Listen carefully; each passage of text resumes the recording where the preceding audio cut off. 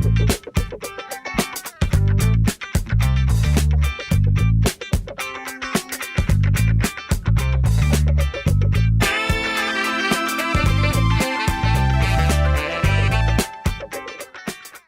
Requisites for AutoCAD आज का हमारा टॉपिक है।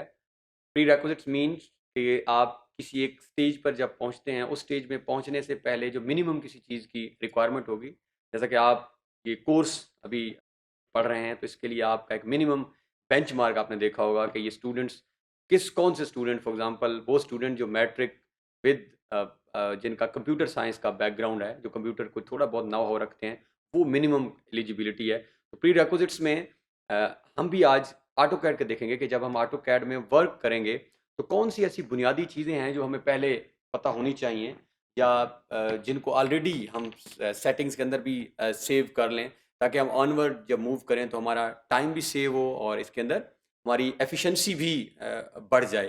तो ये हमारे पास फॉर एग्जांपल एक प्री रिक्विजिट जो आज हम सेट करेंगे, जिस तरह हम फाइल बाज़ात ऑटोकैड आप 16 वर्जन में अब वर्क कर रहे हैं। सपोज आप ये ड्राइंग लेके किसी के पास भी किसी शॉप में गए हैं, किसी फ्रेंड के पास गए हैं जिसके पास ऑटोकैड का 16 नहीं, सपोज 2012 2013 वर्जन है, 2011 वर्जन है, तो अब जैसे ही, या 2010 से पहले का कोई वर्जन है, क्योंकि ऑटोकैड तो हमने पहले डिस्कशन की है 1982 से 79 से चल रहा है।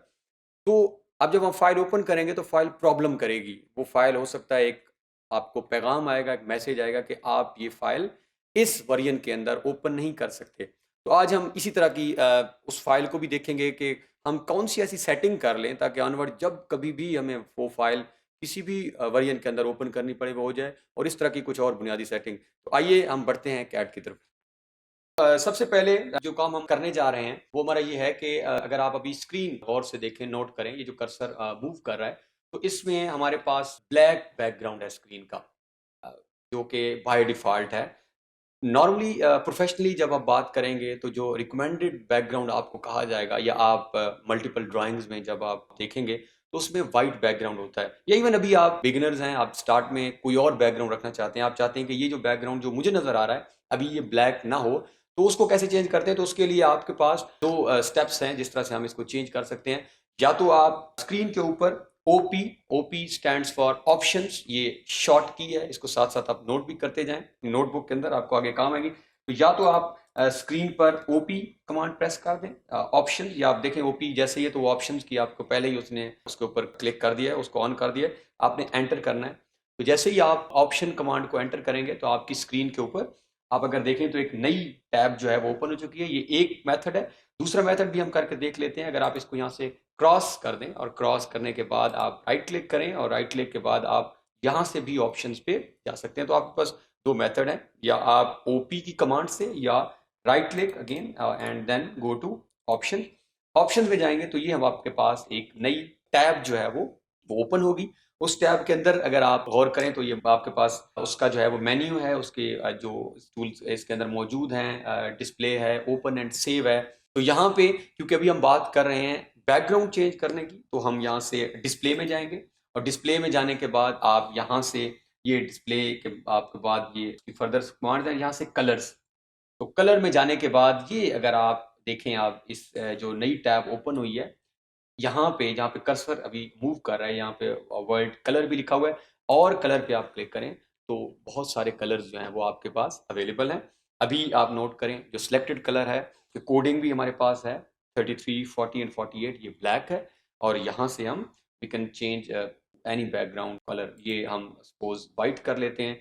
यहाँ से आप अप्लाई, क्लोज, और यहाँ से अप्लाई और ओके। तो ये हमारे पास जैसे ही हमने इसको अप्लाई एंड क्लोज और ओके किया तो हमारे पास बैकग्राउंड जो है वो चेंज हो चुका है with two methods, either with OP options, OP short command है ऑप्शन की, या राइट क्लिक करें। तो ये हमारी फर्स्ट प्री रेक्विजिट है, और ये नॉर्मली आपको चेंज भी करना पड़ता है। अब इस वेरिएंट के अंदर लाइंस ब्लैक और बैकग्राउंड वाइट, तो आप प्रोफेशनल भी यही आपको रिकमेंडेड होगा। अब सेकंड जो इंपॉर्टेंट हमारी एस्पेक्ट है, जो अभी हमने इसी टॉपिक के स्टार्ट में डिस्कशन की है, कि आपने अगर डिफरेंट वेरिएंट्स के अंदर फाइल सेव करनी हो, आप चाहते हैं कि आपकी फाइल कैड के 2000 ऑनवर्ड किसी भी वेरिएंट में अगर जाके ओपन हो जाए, ये प्रॉब्लम ना करे, उसके लिए क्या करेंगे? अगेन सेम हमने ऑप्शंस में ही जाना है जो हम पहले गए हैं, और मैंने ओपी एंटर करके ओपी और एंटर किया, तो ये आपके पास सामने का नजर आए। पहले हम डिस्प्ले में गए थे और अब हम यहाँ पे ओपन एंड सेव में जाएंगे।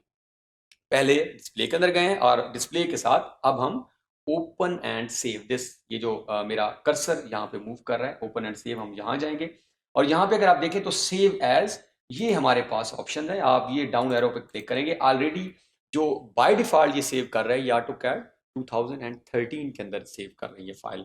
अब इसका मतलब ये है कि ये जब ये फाइल ओपन करेंगे तो शायद ये 13 और उससे ऑनवर्ड वर्जन में तो इजीली ओपन हो जाए, इससे पीछे it can create some problems, ये मसाइल पैदा कर सकती है। तो यहाँ पे हमारे पास अगर आप ये यहाँ पे क्लिक करें तो मल्टीपल ऑप्शंस मौजूद हैं।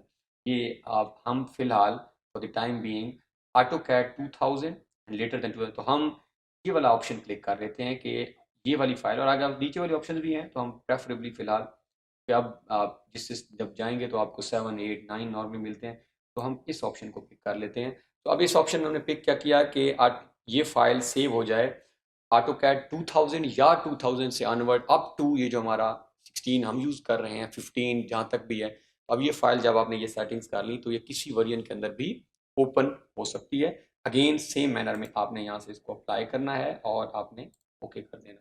तो ये हमारी सेकेंड प्री रेक्विजिट है कि हम फाइल का वर्जन हमने चेंज कर दिया कि ये सेव करे किसी और ऐसे वर्जन के अंदर कि वो सब सिस्टम्स के अंदर जो है वो ऑन हो जाए। अब हम तीसरी सेटिंग्स की तरफ जाते हैं जो प्री रेक्विजिट, जो बहुत इंपॉर्टेंट है पर्टिकुलरली। बाज़ औक़ात हम फाइल में जब काम कर रहे होते हैं, नॉर्मली तो प्रेफरेबली हम कहा जाता है कि आप इसको बार-बार सेव करते रहें, और अभी हमने ऑनवर्ड लेक्चर्स के अंदर देखना भी है फाइल के अंदर जाके सेव एज़ कैसे करेंगे हम, और हम कंट्रोल, जिस तरह सिस्टम में आपने कंट्रोल एस हम नॉर्मली प्रेफर करते हैं। बट सपोज़ आप एक ड्राइंग पे वर्क कर रहे हैं और वो ड्राइंग आप उसे सेव नहीं कर सके और 15 मिनट आपने काम किया और आपका सिस्टम बंद हो गया, तो AutoCAD के अंदर ऑटो सेव की सेटिंग्स भी होती हैं कि अगर आप किसी तरह आपको याद नहीं रहा तो आपकी ड्राइंग खुद ब खुद सेव हो जाए। लेकिन इसके लिए एक दफ़ा सेव आप स्टार्ट में लाजमी करेंगे और दरमियान में काम करते हुए आप सेव नहीं कर सके तो हम उस सेटिंग को देखते हैं और हम उसका टाइम जो है वो बढ़ा भी सकते हैं या कम भी कर सकते हैं। सपोज AutoCAD की हम सेटिंग पहले चेक कर लेते हैं, फिर हम इस पर बात करते हैं। अगेन ऑप्शन में जाके आप ओपन एंड सेव में जाएं तो ये यहाँ पे जहाँ पे कर्सर मूव कर रहा है, यहाँ पे वो ऑप्शन आ रही है ऑटो सेव। तो मिनट्स बिटवीन सेव, अभी तक ये बाय डिफॉल्ट 10 मिनट है। इसका मतलब है कि अगर आप ये 10 मिनट बाद आपका काम खुद ब खुद सेव कर देगा, बट सपोज आपने 7 मिनट काम किया और आपका सिस्टम शट डाउन हो गया, आपका system due to any reason बंद होगा, तो ये सेव नहीं करेगा। इस टाइम को हम कम भी कर सकते हैं और हम सिस्टम को कहते हैं कि आप 3 मिनट के बाद आप इसको खुद ब खुद, या 2 मिनट के बाद, ये कोई हार्ड एंड फास्ट रूल नहीं है। आप इसको जितना भी करना चाहें, आप इसको 1 मिनट भी कर सकते हैं, आप इसको 2, 3 सब यू। तो मैं अभी यहाँ पे इसको सपोज 3 मिनट्स के ऊपर जो है वो अप्लाई कर देता हूँ। ओके, तो हमने ऑटो सेव की सेटिंग्स भी जो है वो यहाँ पे कर ली। इस टॉपिक के अंदर हमने कुछ प्री रेक्विजिट्स मेनली 3 जो हैं वो कवर किए हैं, जिसके अंदर हमने AutoCAD का बैकग्राउंड डिस्प्ले भी चेंज किया है, हमने उसको नए वर्जन्स के अंदर सेव करना भी सीखा है, और अब हमने ऑटो सेव की सेटिंग्स भी, ताकि ऑटोमेटिकली अगर आप सेव, वैसे प्रेफरेबली आपने खुद सेव करना है, हम अभी आगे जाके आने वाले टॉपिक्स में देखेंगे भी सही, लेकिन अगर in case due to any reason आप नहीं कर सके तो ये इसको ऑटो सेव कर देगा।